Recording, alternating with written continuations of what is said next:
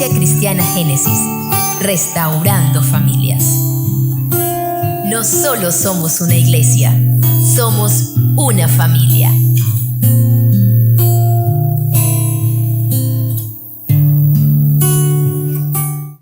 Jefferson decía una frase, decía, decir que ha estallado la guerra es falso. La guerra es el estado normal de las cosas. Lo que debe estallar es la paz. Estamos en tiempos de guerra, difíciles. Las cosas que están pasando mundialmente, las noticias que llegan, las cosas que llegan a nuestro país, las cosas que están ocurriendo al lado nuestro, situaciones dolorosas que están pasando, de los ataques de inmoralidad. Bueno, son tormentas serias. Por eso el lema de este mes, la iglesia del Señor caminando a través de las tormentas. Nosotros como iglesia no escapamos de las tormentas que vemos diariamente, de las turbulencias. Lo que Dios nos capacita, nos fortalece para atravesarlas con elegancia, con fortaleza, con altura. Así queremos esta mañana compartir acerca de esto. Y el texto, el lema dice, el Señor lo dijo bien claro, en el mundo van a tener aflicciones. El Señor antes dice, miren, no se vayan a sorprender por las cosas que están pasando y las cosas que van a pasar. No se sorprenden, lo que tienen que estar preparados para los ataques. No podemos evitar que los pájaros vuelen sobre nuestra cabeza. Lo que tenemos que evitar es que hagan nido. Eso sí, eso nos toca a nosotros. Pero que vuelen no. Pero sí que nos hagan daño. Y eso está en nosotros, en tomar buenas decisiones. Así dice el texto, yo les he dicho estas cosas para que en mí haya paz. En este mundo afrontarán aflicciones, pero anímense, anímense. Yo he vencido al mundo. Si hay algo que necesitamos es desanimarnos, porque el desánimo es fácil de llegar. Y no solamente es fácil de llegar, fácil de instalarse. Y cuando se instala, trae problemas serios.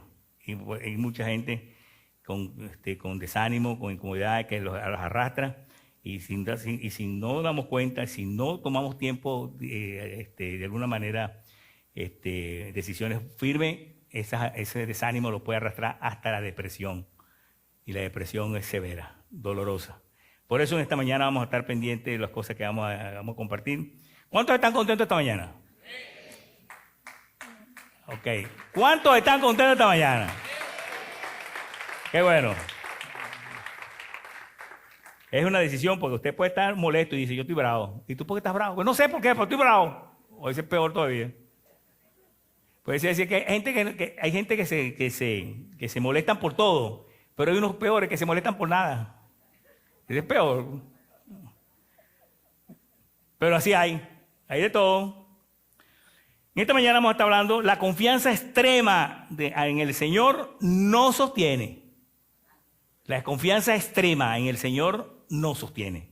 Vamos a ver unos casos que para mí son muy conmovedores, muy hermosos. Y bien atentos porque lo que vamos a hablar esta mañana va a ser de gran bendición. Dígale al Señor, esta palabra es para mí, Señor. Esta palabra es para mí. Vamos a orar, cierre sus ojos y vamos a orar diciéndole al Señor. Señor, te damos gracias por tu generosidad, tu amor, tu bendición. Bendigo a mis hermanos en esta mañana, este tiempo hermoso, esta decisión que han tomado de venir, Señor, para adorarte y alabarte y expresarte, Señor, el amor que tenemos por ti y el agradecimiento que tenemos por ti. Gracias por tu bendición, Señor. Gracias porque tú eres bueno y ahora queremos compartir tu palabra, Señor. Que sea tu palabra, que no sean nuestros argumentos, nuestros talentos y nada de esto, Señor, porque eso delante de ti no funciona. Solamente lo que sirve y lo que funciona en nuestras vidas es tu palabra, que es como miel que endulza nuestro paladar y nos trae paz y descanso para gloria de tu nombre, Señor. Que sea tu palabra bendiciendo nuestras vidas, nuestras familias, nuestros corazones, para que seamos mejores padres, mejores esposos, mejores esposas, mejores hijos, mejores ciudadanos, Señor, mejores hermanos, para servirte y honrarte con todo el corazón, como tú te lo mereces, Señor. Gracias, Señor, por tu bendición. En el nombre de Jesús te damos todo este tiempo hermoso para ti, solo para ti. Amén y amén. Ahora sí, exprésele un buen aplauso al Señor, una ofrenda de aplauso al Señor.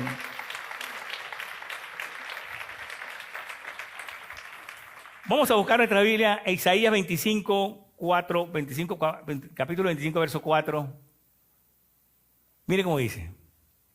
Porque tú has sido en su angustia un baluarte para el desvalido, un refugio para el necesitado, un resguardo contra la tormenta, una sombra contra el calor. En cambio, el aliento de los crueles es como una tormenta contra un muro. El 9, dame el 9. El verso 9. En aquel día se dirá, si este es nuestro Dios, en Él confiamos y Él nos salvó. Este es el Señor. En Él hemos confiado. Regocijémonos y alegrémonos en su salvación. Eso es lo que Dios quiere, que nos regocijemos. Dice la palabra del Señor, regocijaos. Os digo siempre, regocijaos. No dice resignados. Resignados es otra cosa. Regocijados, que significa aumentar la capacidad del gozo para bendición del Señor. Y el problema es que muchas veces entendemos mal las palabras y interpretamos. El Señor dice regocijados, no resignados. El Señor dice amados los unos a los otros, no armados los unos contra los otros. Y lo que la gente entiende es armarse uno contra los otros. Tristemente es así. Pero el Señor no dice eso. El Señor dice amados los unos a los otros.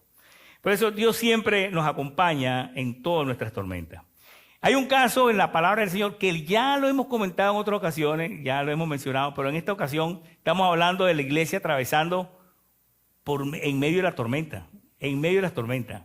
Entonces, de una manera especial, ¿cómo atravesamos la tormenta? ¿Cómo atravesamos esas turbulencias tan fuertes?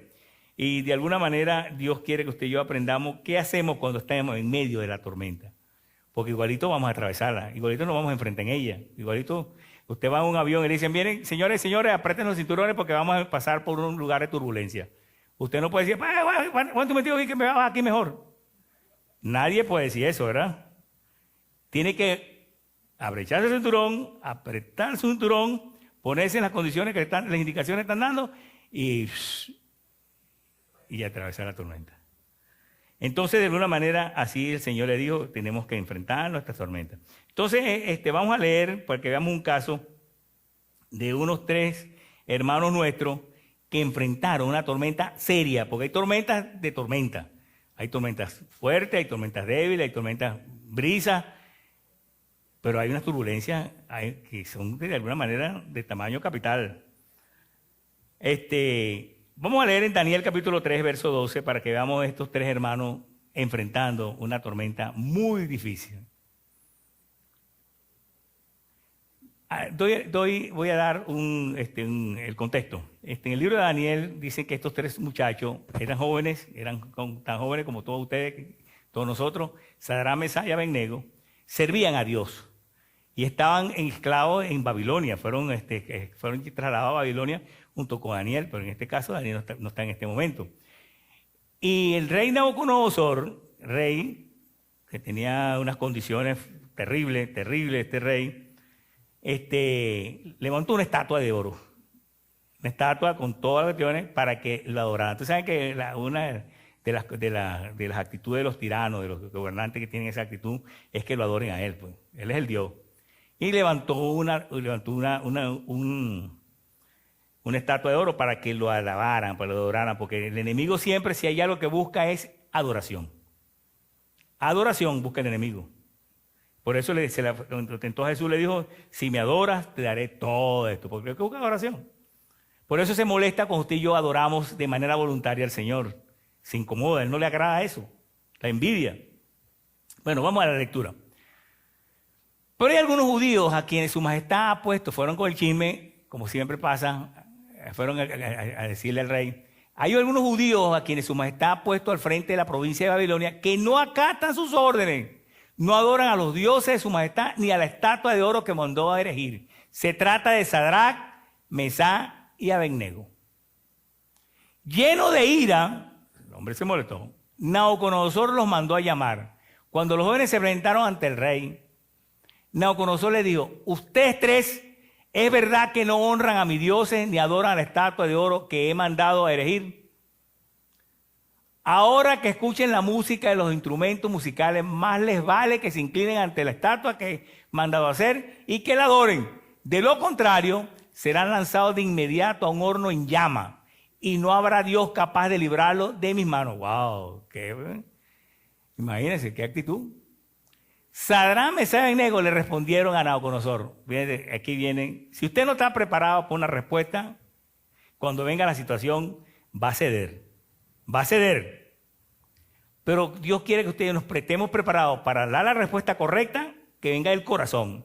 Y estos hombres oyeron la demanda del rey, oyeron la sentencia del rey, oyeron toda la advertencia, y sin embargo, esta fue la respuesta que enseguida, ni siquiera vamos a pensarlo, rey. No, necesito a ver si, a ver a qué conclusión llegamos. Nada de eso. Enseguida vino la respuesta. No hace falta que nos defendamos ante usted, su majestad. Si se nos arroja al horno en llama, el Dios al que servimos puede librarnos del horno y de la mano de su majestad. Pero aún así, si nuestro Dios no lo hace así, sepa usted que no honraremos a sus dioses ni adoraremos a su estatua. Igualito no lo vamos a hacer.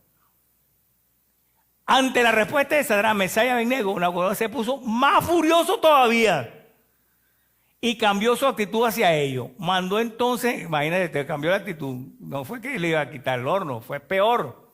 Mandó entonces que se calentara el horno 7 veces más de lo normal. Oye, la rabia que tenía ese hombre era terrible. Y que algunos de los soldados más fuertes de su ejército ataran a los 3 jóvenes y lo arrojaran al horno en llama. Fue así como lo arrojaron al horno con sus mantos, sandalias, turbantes, todo, es decir, tal y como estaban vestidos. Igualito, faltaron los morrales, pero bueno. Tan inmediata fue la orden del rey y tan caliente estaba el horno que las llamas alcanzaron y mataron a los soldados que arrojaron a Sadrach, Mesach y Abednego. Cuando abrieron el horno, la lenguarada de llama salió y alcanzó a los soldados que metieron a los hornos, pero no alcanzó a Sadrach, Mesach y Abednego. Ya te va a ver. Los cuales, atados de pies y manos, cayeron dentro del horno en llama. En ese momento, Nabucodonosor se puso en pie y sorprendido les preguntó a sus consejeros. Después que entraron los jóvenes que estaban en el horno, me imagino que Nabucodonosor se esperó un rato y dijo, estoy en esta chamusqueado y no me queda nada ya. Que eso es lo que el enemigo siempre piensa que va a pasar cuando él hace las cosas. Y sorprendido le preguntó a sus consejeros, ¿acaso no eran 3 los hombres que atamos y arrojamos al fuego? Así es, su majestad, eran 3, le respondieron. Pues miren, exclamó, allí en el fuego veo a 4 hombres sin atadura y sin daño alguno, y el cuarto tiene la apariencia de un dios. ¿Quién era ese? ¿Quién era ese? El Señor. Hacía falta uno más para el partido dominó. Y el Señor llegó. Dicho esto, Nabucodonosor se acercó a la puerta del horno en llama y gritó, Sadrach, Mesach y Abednego, siervos del Dios Altísimo, salgan de allí y vengan acá. Cuando los 3 jóvenes salieron del horno, los sátrapas, prefectos, gobernadores y consejeros reales se arremolinaron en torno a ellos y vieron en el fuego no les había causado ningún daño y que ni un solo de sus cabellos se había chamuscado. Es más, su ropa estaba quemada y ni siquiera olía a humo. Gloria al Señor. Entonces clamó Nabucodonosor. Ahí viene la respuesta del cielo. Alabado sea el Dios de estos jóvenes, que envió su ángel y los salvó. Ellos confiaron en él y desafiando la orden real, optaron por la muerte antes que honrara y adorara a otro Dios que no fuera el suyo. Por tanto, yo decreto que se descuartice a cualquiera que hable en contra del Dios de Sadrach, Mesach y Abednego y que su casa sea reducida a ceniza sin importar la nación a que pertenezca o la lengua que hable. No hay otro Dios que pueda salvar de esta manera. Después de esto, el rey promovió a Sadrach, Mesach y Abednego a un alto puesto en la provincia de Babilonia. Wow. Y yo le daría un aplauso al Señor. Yo le daría un aplauso.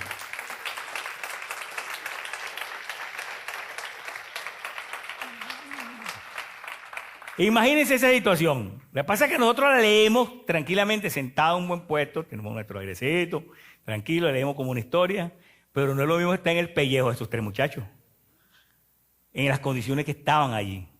Estaban en una situación dramática, incómoda, peligrosa. Bueno, está en la vida. Solamente medio tocarse. Usted no se ha quemado con un fósforo. Eso es, imagínense que ese era un horno encendido como lo tenían prendido. O sea que la muerte era inminente. La muerte era inminente. ¿Dónde estuvo la diferencia? ¿Qué marcó la diferencia? Que Dios estaba con ellos. Nabucodonosor tenía el poder, pero estos muchachos tenían el testimonio, tenían la promesa de Dios, tenían la bendición de Dios, tenían la sonrisa de Dios sobre ellos, y eso es suficiente cuando tú y yo estamos cuidados por el Señor. Eso fue lo que sucedió, y los lanzaron a un horno terrible, y esperaban, todos los que estaban ahí enemigos de ellos, sobre todo los que trajeron el chisme, estaban esperando que, bueno, chicharrón pues. Pero no pasó así. Atravesaron la tormenta, la turbulencia, y salieron con mucha victoria. ¿Por qué? Porque tenían un corazón para el Señor. ¿Y dónde estuvo la respuesta? Cuando le dijeron de manera firme, usted, el Dios que nosotros creemos, el que confiamos, nos puede salvar de este horno. Tiene todo el poder para salvarnos. Pero si Él decide no salvarnos porque quiere tener otros planes y llevarnos de una vez para el cielo, déjeme decirle que no nos vamos a arrodillar ni vamos a servir a ese Dios que usted está levantando ahí. ¿Okay? Así que no pierda tiempo, métanos de una vez. No espere más. ¡Wow! ¡Qué fortaleza! ¡Qué decisión! ¡Qué hermoso testimonio! ¿Qué hacemos nosotros, hermano? Porque la idea es, ¿para qué sirve eso para nosotros? O sea, ¿de qué nos sirve a nosotros de que estos muchachos tomaron esa decisión y pasaron por esa prueba? ¿Para qué nos sirve a nosotros cuando estamos enfrentando cualquier situación? Dios quiere que usted y yo aprendamos a no ceder frente a los ataques del enemigo, porque tenemos un Dios grande y maravilloso en que confiamos. Por eso el enemigo te va a tentar de diferentes formas. Firma esto aquí, tranquilo que te va a ir bien, nadie te está viendo, todo el mundo lo hace. No, hombre, no tenés mala vida con eso. Pero Dios quiere ver la integridad de tu corazón a la hora de tomar una decisión. Porque es ahí donde Dios te va a respaldar. Es ahí donde el Señor nos va a respaldar. En la integridad que usted y yo tomamos al tomar una decisión. Y estos muchachos estaban bien claros. Y no pasó mucho tiempo. Desde el momento que pasó ese evento, al día siguiente ya estaban dice, miren, de jefe en una provincia. Al día siguiente, que estaban ya condenados a sentenciados, al día siguiente estaban en un buen puesto que el Señor les dio de trabajo. No para gloria de ellos, sino para gloria del Señor. Entonces, de alguna manera, Dios te va a levantar. O sea, el enemigo no te puede atacar con la fiereza más terrible que haya. Pero el enemigo no tiene más poder sobre que tú y que yo cuando estamos guiados por el Señor. Cuando estamos guiados por el Dios de que amamos. Cuando el Señor está respaldando tu vida y tu corazón. Por eso, mire como dice el Salmo 37:37. Salmo 37:37.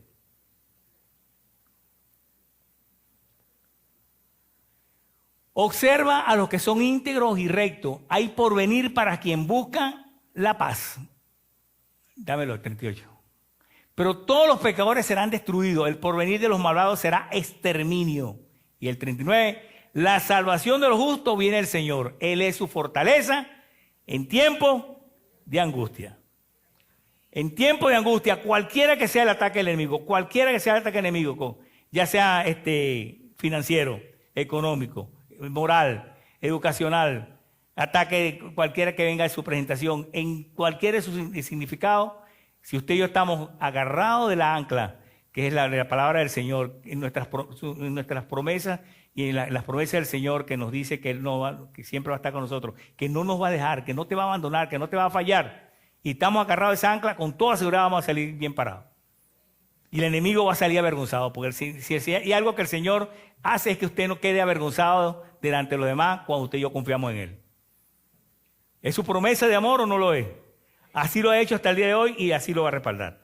Así que de alguna manera Sadrach, Mesach y Abednego quedó grabado en la historia hasta para nosotros como testimonio firme de qué acción tomar en medio de la tormenta para no ceder frente a los ataques despiadados del enemigo. Así que estamos agradecidos al Señor por esa bendición hermosa y la importancia de alguna vez de su testimonio. Quiero que bien atento a esto que voy a compartir, ver cómo engranamos en medio de esta tormenta. Porque muchas veces hay cosas que pasamos por alto.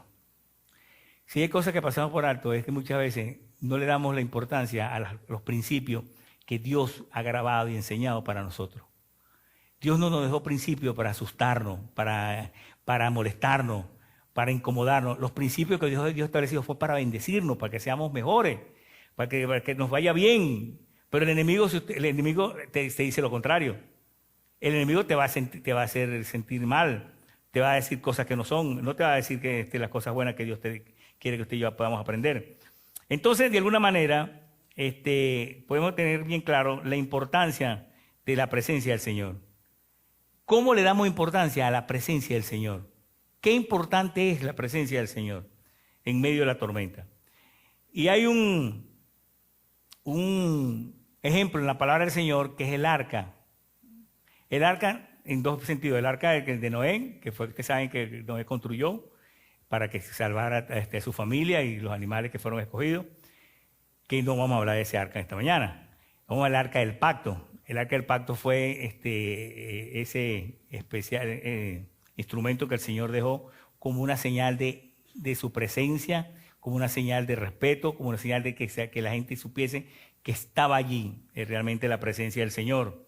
Era el significado el significado del arca del pacto, el arca del pacto.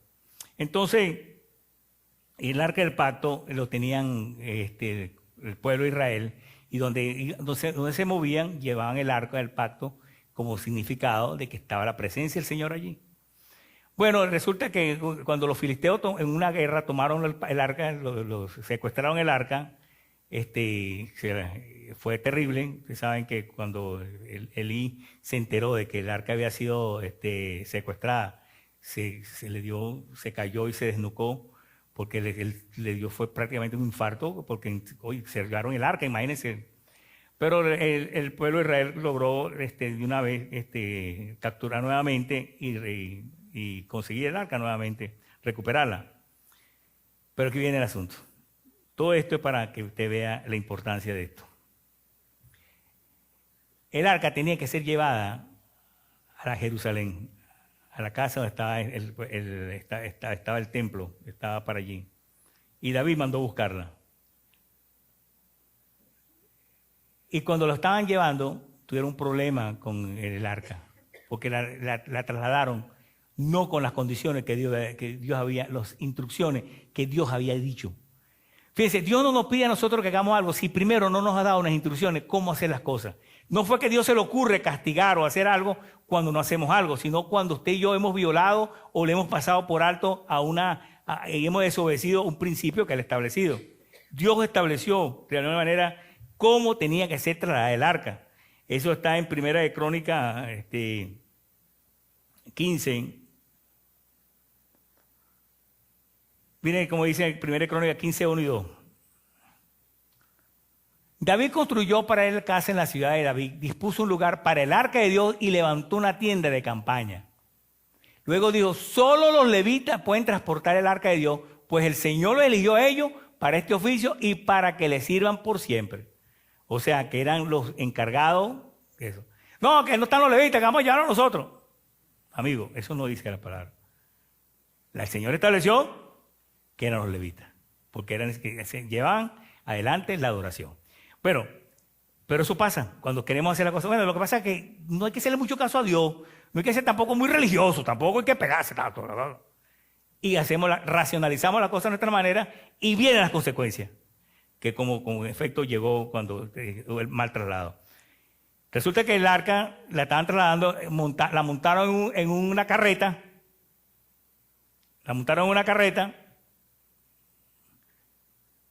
y cuando la carreta iba Usa ahí, uno de los que llevaba llevando la carreta, y cuando iba la carreta, una de las ruedas se volteó, le puso la mano al arca y dice que murió de insofacto.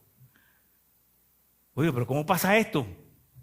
Bueno, porque la arca no tenía que estar trasladada en carreta. El arca tenía que estar trasladada en brazos de los levitas.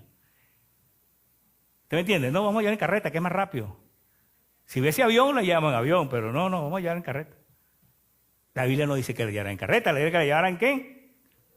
En brazos de los levitas, porque ese lo había instruido el Señor. Y no podían tocar, otra gente no podía tocar el arca si no fuesen los levitas. Y en eso, esas pasa cosas. No, lo que pasa es que Dios, ¿cómo Dios va a hacer eso? Porque Dios lo que hace realmente es, de alguna manera, enseñarnos que cuando usted y yo entramos en desobediencia, hacemos las cosas a nuestra manera, vienen las consecuencias. Pero fíjense esto. Ahora miren el detalle. David tuvo temor. Bueno, lleven el arca, no traigan el arca todavía entonces, déjenla guardada en el camino. Vamos a leer allí 1 Samuel 7, 1 y 2.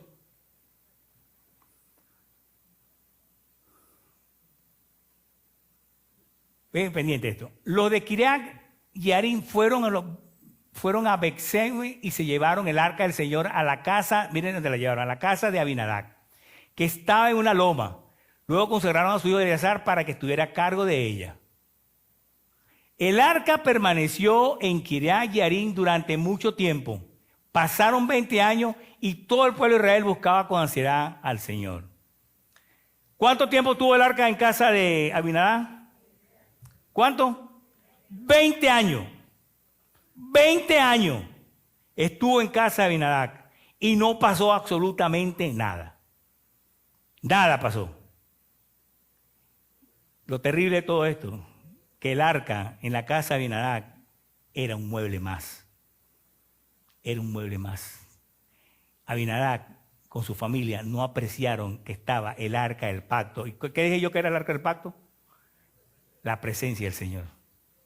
Dios estuvo allí por 20 años y no le hicieron ningún tipo de atención. 20 años. 20 años.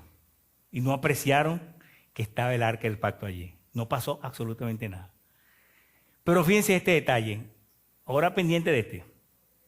Sacaron el arca de allí y la llevaron a casa de Obed-edom. Primera de Crónicas 13:13.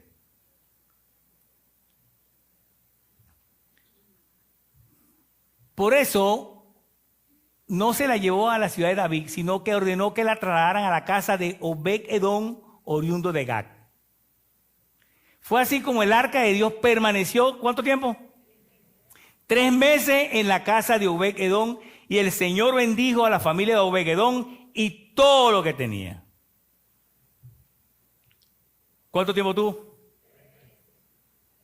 ¿Y qué pasó en esos 3 meses?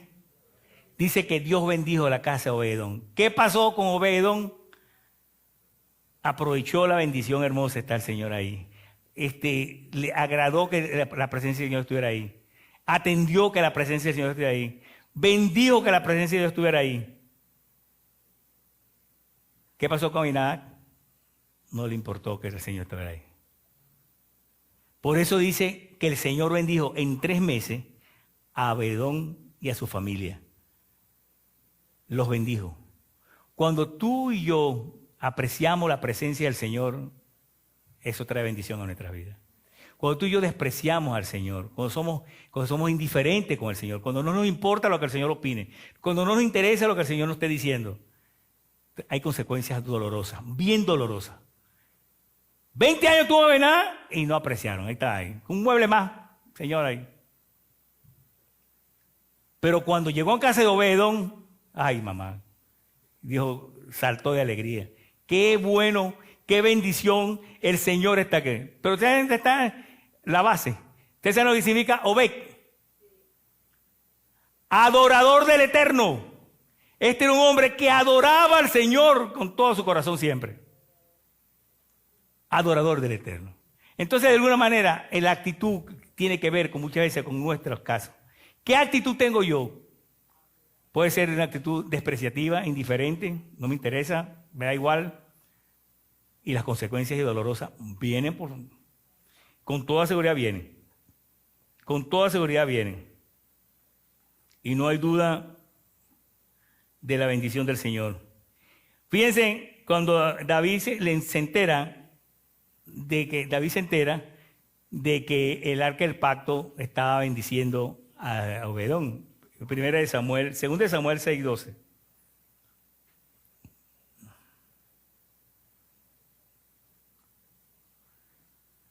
En cuanto le contaron al rey David que por causa del arca el Señor había bendecido a la familia de Obed-edom y toda su hacienda, David fue a la casa de Obed-edom y en medio de gran algarabía trasladó el arca de Dios a la ciudad de David.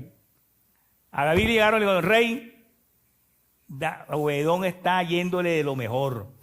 El arca del pacto, la presencia del Señor lo está bendiciendo. Oye, qué bien. Entonces este es ya un buen momento para sacar el arca ahí y traerla para acá, para la ciudad de Jerusalén. Ahora fíjense el detalle. Voy a especular, imaginar. Este hombre estaba emocionado con la presencia del Señor ahí, que Dios le estaba bendiciendo. Estaba 3 meses, bueno, imagínense, de luna de miel. Estaba el hombre emocionado.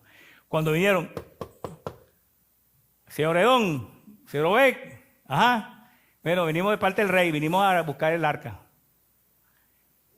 No, espera un momentico, buscado con una escopeta. Aquí esta arca no se mueve de aquí. Esta arca no sale de aquí. ¿Dijo eso? No dijo eso. No dijo eso. No me voy a apropiar de eso, no es mío. Más bien estoy agradecido que me haya bendecido. Agradecido que me haya bendecido durante estos 3 meses. ¿Y usted sabe dónde están los resultados? Porque los hombres y mujeres se miden en el final, en el resultado, cómo terminan las cosas. ¿Dónde terminó? Porque él le dijo que terminó después de Don. Él le dijo a su familia, muchachos, ¿qué pasó, papá? Reúnan todas las cosas. Levanten, vámonos, nos vamos para Jerusalén. Papá, pero ¿cómo la hacienda está muy bien? Los caballos, la cuestión, todo esto está fruto. Nos vamos para Jerusalén. Porque el arca se la llevan para allá. Y donde esté la bendición, ahí yo voy a estar.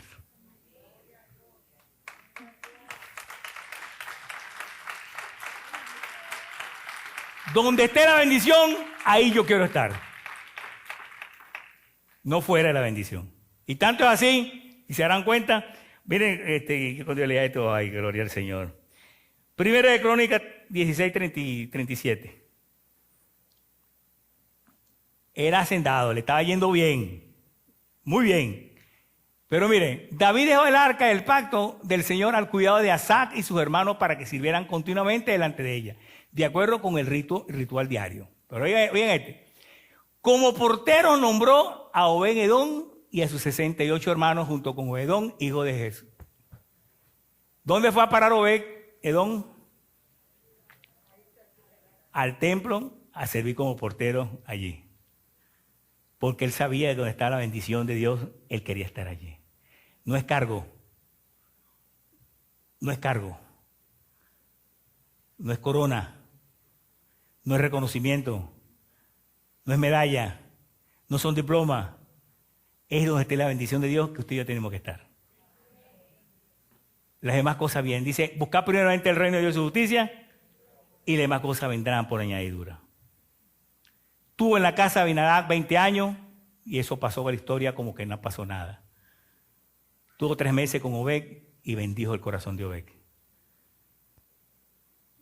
Usted tiene que tomar una decisión si se comporta como Abinadab o se comporta como Obed. ¿Se acuerda que hablamos del Espíritu Santo en días pasados? Muchas veces lo tenemos, pero lo tenemos arrinconado en nuestro corazón como un mueble más. Y no lo tomamos en cuenta absolutamente para nada. Para nada.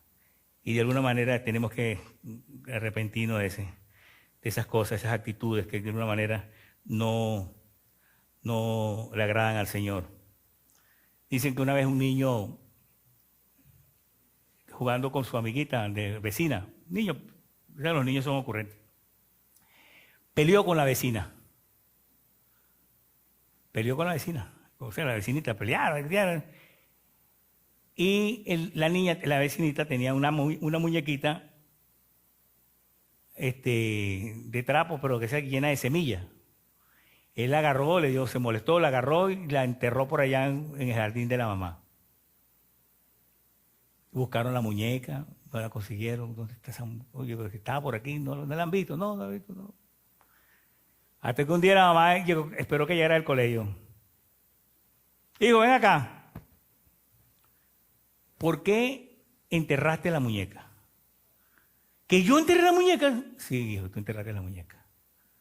¿Y cómo dices tú, mamá, que enterré la muñeca? Porque las semillas, al enterrarlas, germinaron, hijo. La muñeca estaba de semillas y germinaron. Cuando fueron a ver, y eso que es, cuando vieron estaba la muñeca. Tarde o temprano el pecado va a salir. Tarde o temprano. Por eso dice la palabra, no quedará nada oculta que no sea conocido el Señor. Por eso tiene que decir, si confesamos nuestros pecados, Él es fiel y justo para perdonar nuestros pecados y limpiarnos de toda maldad. Es mejor correr al Dios de amor que el Dios de justicia venga a nosotros. Porque va a llegar. Por eso es preferible correr al Dios de amor. Y no hay duda de lo que Dios quiere que usted y yo corramos y quebrantemos nuestro corazón delante de Dios por las cosas que no hemos hecho bien. Como dice este Proverbio 28:13, mire cómo dice, Proverbio 28:13. Quien encubre su pecado jamás prosperará. Quien lo confiesa y lo deja, haya perdón. Dichoso el que siempre teme al Señor, pero el obstinado caerá, el terco, en la desgracia. El que encubre su pecado no prosperará, pero el que lo confiesa y se aparta, alcanza la misericordia del Señor. No piense que Dios no sabe lo que tú estás haciendo. No creas que Dios no se ha dado cuenta de lo que tú haces. No creas que Dios no sabe lo que estamos pensando. Todas esas cosas las conoce el Señor. Lo que nos está dando es oportunidad para que cambiemos de actitud y le demos el lugar correcto que Él merece. Y le demos el lugar que Él quiere que le demos. Que tomemos un corazón como el de Obed, que apreció la presencia del Señor allí. Y no tomemos una actitud despreciativa y fría como Abinadab, que dejó al Señor ahí como un mueble viejo. Ni lo tomó en cuenta por 20 años. Si usted y yo queremos la bendición de Dios, tenemos que darle el lugar correcto al Señor, que Dios quiere que le demos, el lugar que Él merece, que usted y yo le demos para que nuestras vidas sean diferentes. ¿Quién dice amén? Que se oiga. Gloria al Señor. Este último caso, quiero que tomamos el caso de estos otros muchachos, Sadrach, Mesach y Abednego, tomamos el caso de Obed, de Abinadab. Pero hay un caso que es realmente hermoso, hermosísimo, me llama la atención. Jesús va con nosotros al frente de la tormenta. Cuando usted y yo estamos atravesando la tormenta, cualquiera que sea, ¿quién va al frente? ¿Quién va adelante? El Señor va adelante. Usted y yo no estamos solos en toda esta carrera que estamos teniendo aquí en la tierra. El Señor dijo, voy a estar contigo todos los días, que dice, hasta el fin del mundo. ¿No lo dice? Y estaré con vosotros todos los días, hasta el fin del mundo. Y es una bendición hermosa que usted y yo tenemos que apreciar. Vamos rápidamente a Lucas capítulo 8, verso 22. Lucas 8, 22. Un día subió Jesús con sus discípulos a una barca. Aquí una palabra clave. Crucemos al otro lado del lago, le dijo. Así que partieron. Y mientras navegaban, él se durmió. Entonces se desató una tormenta sobre el lago, de modo que la barca comenzó a inundarse y corrían gran peligro. Los discípulos fueron a despertarlo. ¡Maestro, maestro! ¡Nos vamos a ahogar!, gritaron. Él se levantó y reprendió al viento y las olas. La tormenta se apaciguó y todo quedó tranquilo. ¿Dónde está la fe de ustedes?, dijo el Señor. Les dijo a sus discípulos. Con temor y asombro, ellos se decían unos a otros, ¿quién es este que manda aún a los vientos y el agua y le obedecen? Fíjense este detalle. El Señor venían, si usted ve la palabra, los textos en los capítulos anteriores, venían de hacer el milagro de la alimentación. O sea, de un milagro extraordinario. Venían de ver milagros. La gente ve los milagros y al día siguiente se los olvidan. Por eso los milagros no son los que te van a salvar. No son los que nos van a salvar. Los milagros, lo que nos salva realmente es nuestra fe en el Señor. Que Dios permite que veamos milagros es otra cosa. Pero hay gente que ha visto milagros por cantidad de años y todavía siguen con el corazón duro. Con el corazón duro. Yo conozco casos, de que han visto sanidad en su familia, han visto cosas extraordinarias, pero todavía siguen con el corazón frío para el Señor. Y han visto milagros, no porque no lo han visto. Pero entonces estos venían de ver el milagro de la alimentación de los 5 panes y los 2 peces. Y el Señor le dice, vamos a montarnos en la barca, vamos para el otro lado. Y mire cómo dicen, crucen y me esperan allá. Dice así. ¿Qué dice? Crucemos. ¿Eso indica qué?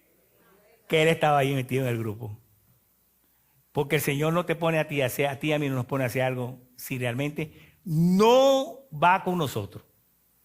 Por eso decía Moisés, Señor, si tu presencia no va conmigo, yo no quiero ir a ningún lado, porque yo sé lo importante que significa tu presencia aquí en mi vida. Entonces el Señor le dijo, crucemos. Y en medio dice que el Señor, bueno, humano, el Señor tomó ventaja. El Señor también sentía, padecía. El Señor tenía hambre. El Señor se cansaba. El Señor hacía necesidades, tantas necesidades como usted y yo, igualito. Porque Él dice que se sujetó a ser humano en esta tierra y vivió con nosotros como ser humano. No tomó ventaja. Dice, se durmió. Si se durmió era ¿por qué? Oye, papá, estaba cansado. Estaba cansado, pues. ¿Y merecía dormir? Por supuesto que sí. Dice que se acostó a dormir un rato ahí y se desató una tormenta, pero de esas fuertes en el mar. Y esa barca se movía y esa tempestad. Dice, los discípulos se asustaron y comenzaron a llamar, maestro, maestro, maestro. Pero levántate. Ajá, ¿qué pasó? Levántate, maestro. Bueno, ponte a sacar agua con nosotros por lo menos. Imagínense ustedes. Bueno, porque se desenfocaron de tal manera que no sabían que el que estaba allí era el que habían visto haciendo los milagros. Se les había olvidado. Y el Señor tranquilamente se levantó, hizo lo que tenía que hacer, dice, calmó la tormenta, pero les dijo, ¿qué pasó con la fe? ¿Qué pasó con la fe? ¿Qué pasó con ustedes?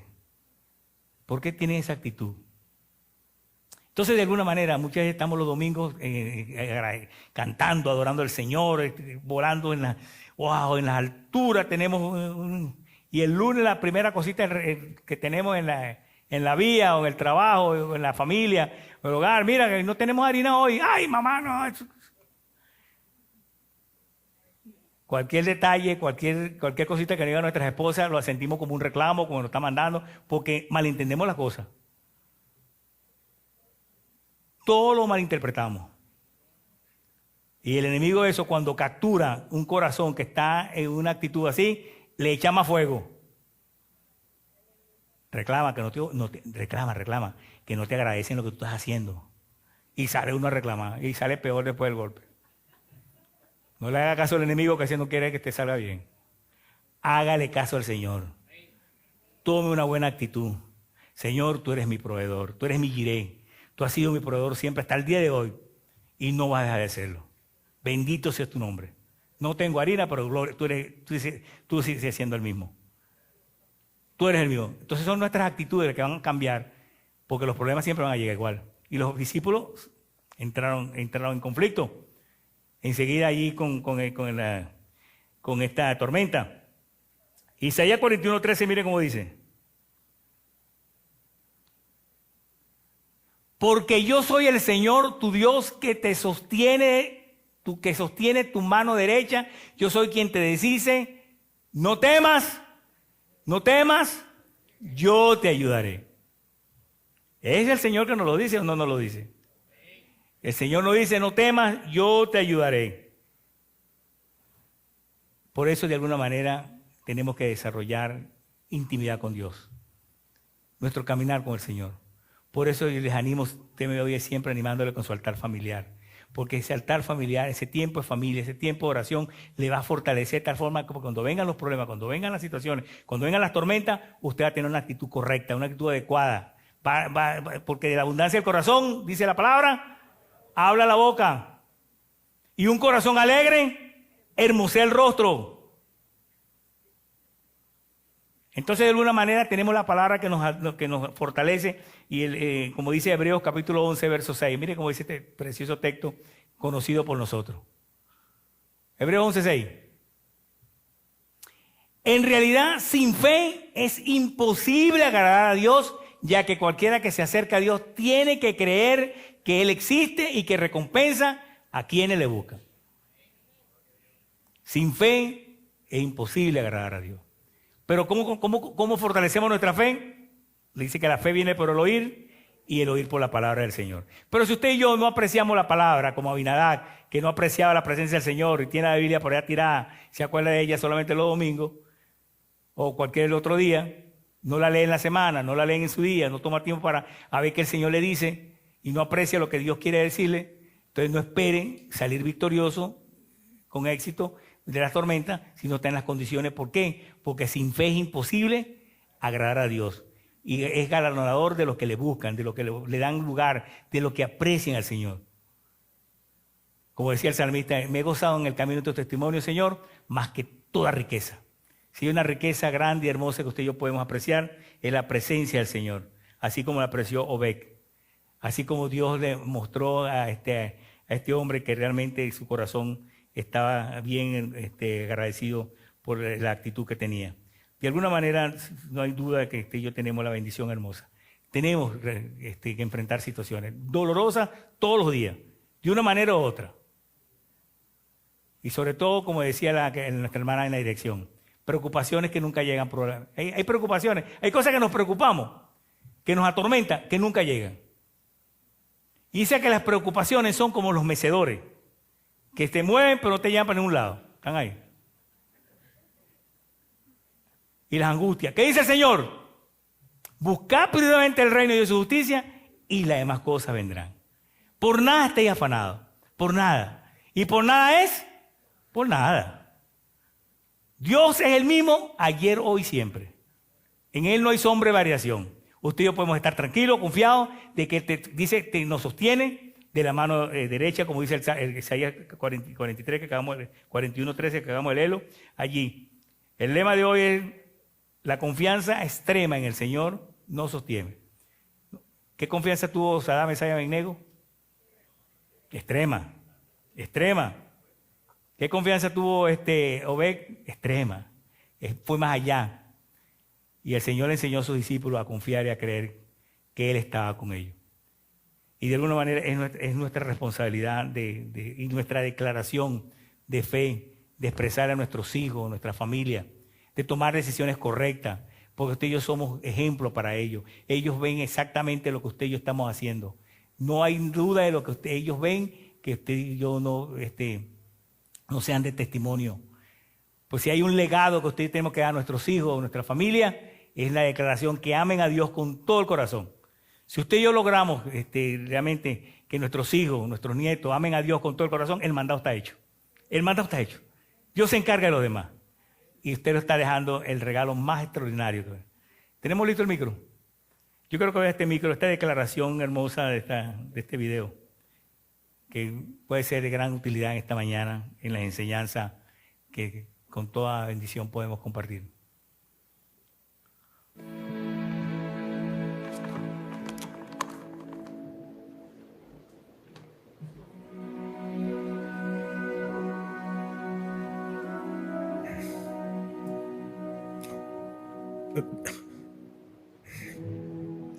Como oficial de la ley, he visto de cerca el profundo daño y la devastación que la falta del padre produce en la vida de un niño. Nuestras prisiones están llenas de gente que fueron descuidados y abandonados por sus padres, heridos por los hombres que más debieron amarlos. Muchos de esos niños ahora siguen el mismo patrón de irresponsabilidad que el de sus padres. Mientras que muchas madres se sacrifican por ayudar a que sus niños sobrevivan, no es su misión que carguen por sí mismas con todo ese peso. Gracias a Dios por ellas. Pero hay estudios que indican que un niño también necesita desesperadamente un padre. No hay duda al respecto. Como saben, a principios de año, mi familia soportó la pérdida de nuestra hija de 9 años, Emily. Su muerte me obligó a ver que no solo no había aprovechado el tiempo valioso que tuve con ella, sino que tampoco había comprendido cuán crucial era mi rol como padre para ella y para nuestro hijo Dylan. Desde que se fue, le pedí a Dios que me mostrara en su palabra cómo ser el padre que debo ser.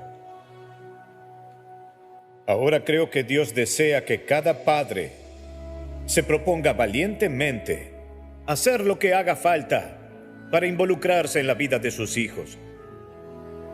Pero además de estar allí o proveer para ellos, debe caminar a su lado, acompañándolos y siendo una imagen clara del carácter de Dios, su Padre Celestial. Un padre debe amar a sus hijos y buscar ganarse su corazón. Debe protegerlos, disciplinarlos y enseñarles la palabra de Dios. Debe enseñarles a caminar con integridad y respetar a los demás. Debe instar a sus hijos a que sean hombres y mujeres responsables para que vivan sus vidas según los valores eternos. Algunos hombres escucharán y lo ignorarán. Pero les digo que como padre, son responsables ante Dios por la posición de influencia que Él les ofreció. No pueden quedarse dormidos al volante para despertar un día y darse cuenta que su trabajo o sus hobbies no tienen valor eterno, como lo tienen las vidas de sus hijos. Algunos hombres escucharán esto y se burlarán, pero no tendrán la fuerza para aplicarlo. En cambio, vivirán para ellos mismos y desperdiciarán la oportunidad de dejarle un legado sagrado a la próxima generación. Pero habrá otros hombres que, a pesar de los errores cometidos en el pasado, a pesar de lo que nuestros padres no hicieron por nosotros, pondremos todo el empeño posible y dedicaremos el resto de nuestros días a amar a Dios y enseñarle a nuestros niños que hagan lo mismo. Y cuando sea posible amar y ser el mentor de quienes no tienen un padre en sus vidas, pero que necesitan ayuda y dirección con desesperación, invitamos a cualquier hombre cuyo corazón tenga la voluntad de unirse a nosotros en esta resolución. En mi hogar esa decisión ya fue tomada. No pregunten quién guiará a mi familia, porque por la gracia de Dios, yo lo haré. No tendrán que preguntar quién le enseñará a mi hijo a seguir a Cristo, porque yo lo haré. ¿Quién aceptará la responsabilidad de proveer y proteger a mi familia? Yo lo haré. ¿Quién pedirá a Dios que rompa la cadena de esquemas destructivos en mi historia familiar? Yo lo haré. ¿Quién orará y bendecirá a mis hijos para que realicen con valentía lo que Dios les pida hacer? Yo soy su padre. Yo lo haré. Acepto esta responsabilidad y es mi privilegio abrazarla. Deseo la gracia de Dios y su bendición en mi hogar. Cualquier hombre lo desea. Por eso, ¿a dónde están los valientes? ¿Dónde están los padres temerosos del Señor? Es hora de levantarnos y responder al llamado que Dios les ha hecho y decir: yo lo haré, yo lo haré, yo lo haré.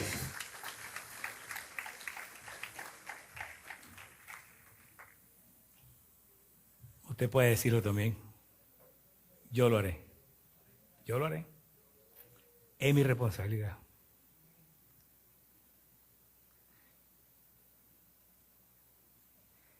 Josué 24:15. Con esto cerramos.